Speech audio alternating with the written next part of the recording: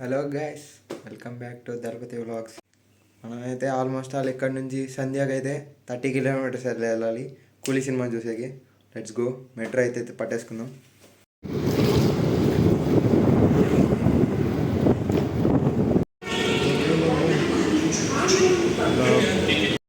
మెట్రోకి అయితే వచ్చేసాం. మనకైతే ట్రైన్ 8 minutes అయితే ఉందంట నెక్స్ట్ ట్రైన్.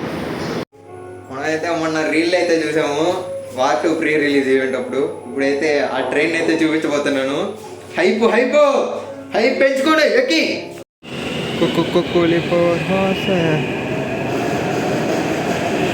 బయటకు వచ్చేటప్పుడు టికెట్ల కాడ కూడా రద్దీ చూడొచ్చు. దీన్నే ఆర్టీసీ క్రాస్ రోడ్స్ అంటారు. సంధ్యా థియేటర్ దగ్గర పుష్ప 2 అప్పటి నుంచి బాగా పకడ్బందీగా సెక్యూరిటీని అయితే పెడుతున్నారు Hyderabad. Love love love love love love love love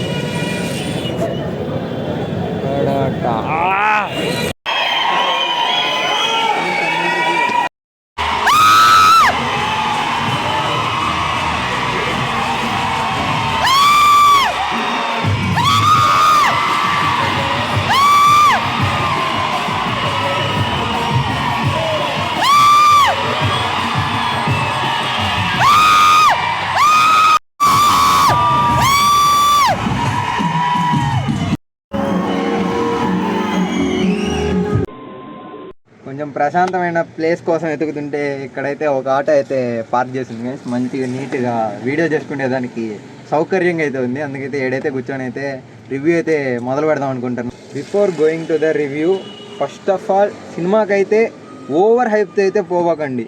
అంటే బీజిఎం బాగుంటుంది, బాగా సూపర్ ఉంటుంది సినిమాతో అయితే మాత్రం పోవాకండి.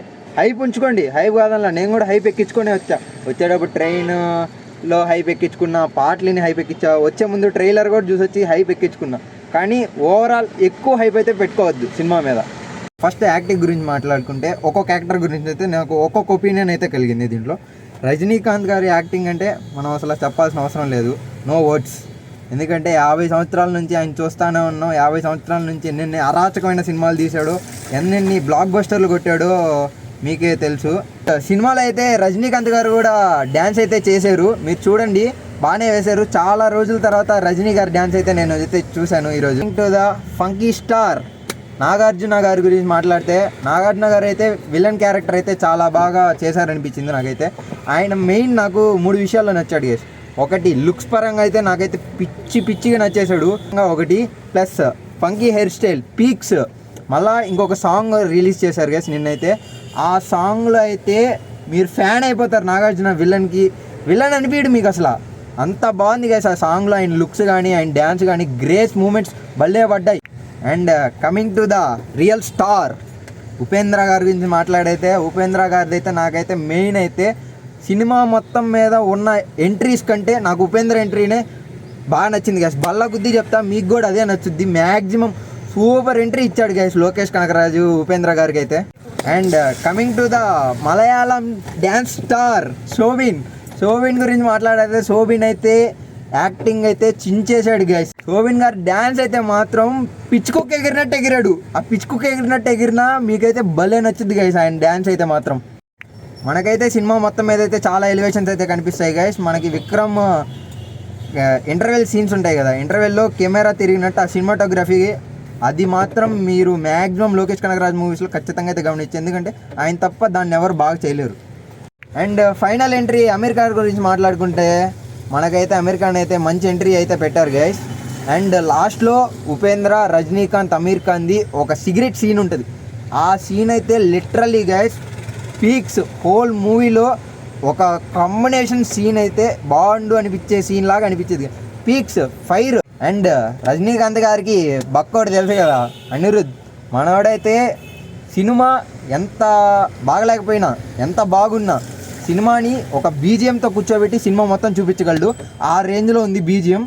ఊరకే గూస్ బంప్స్ వచ్చేస్తాయి, ఊరకే వైబ్రేషన్లు వచ్చేస్తాయి కుర్చీ కింద మీకు. ఆ రేంజ్లో కొట్టాడు బీజిఎం అయితే మాత్రం. సాంగ్స్ పరంగా అయితే నాకైతే మౌనిక యూట్యూబ్లో చూసిందే బాగుంది అనిపించింది. ఎందుకంటే థియేటర్లో అంత ఎలివేషన్ అయితే అనిపించలేదు గైస్ మౌనిక దానికి. అందులో అయితే ఒక చిన్న ఫ్లాష్ బ్యాక్ సీన్ అయితే ఉంటుంది గైస్. 30 years బ్యాక్ జరిగిందని చెప్పి చూపిస్తారు. నిజంగానే రజనీకాంత్ 30 సంవత్సరాలు వెనక్కి వెళ్ళిపోయి యాక్ట్ చేస్తే ఎట్లా ఉంటుందో ఆ రేంజ్లో అయితే ఉంది గైస్ సీన్ అయితే మాత్రం. రజనీకాంత్ గారిని అంత యంగ్గా అంత సూపర్గా చూపిస్తారని నేనైతే ఎక్స్పెక్ట్ చేయలేదు. మోస్ట్ అన్ఎక్స్పెక్టెడ్ సీన్ ఇదైతే మాత్రం. ఓవరాల్ సినిమా చెప్పాలంటే బాగుంది గైస్. కాకపోతే నేనైతే 3.5 అయితే ఇస్తాను రేటింగ్ అవుట్ ఆఫ్ 5కి. ఎందుకంటే 4 కూడా అని చెప్పలేం గైస్. ఎందుకంటే స్టోరీ మీరు చాలాసార్లు చూసినట్టే అనిపిస్తుంది. కొత్తగా లోకేష్ కనకరాజ్ స్టోరీ అన్నట్టయితే నాకైతే అనిపించలేదు. మీకు అదే అనిపిస్తే కింద అయితే కామెంట్ చేయండి గైస్.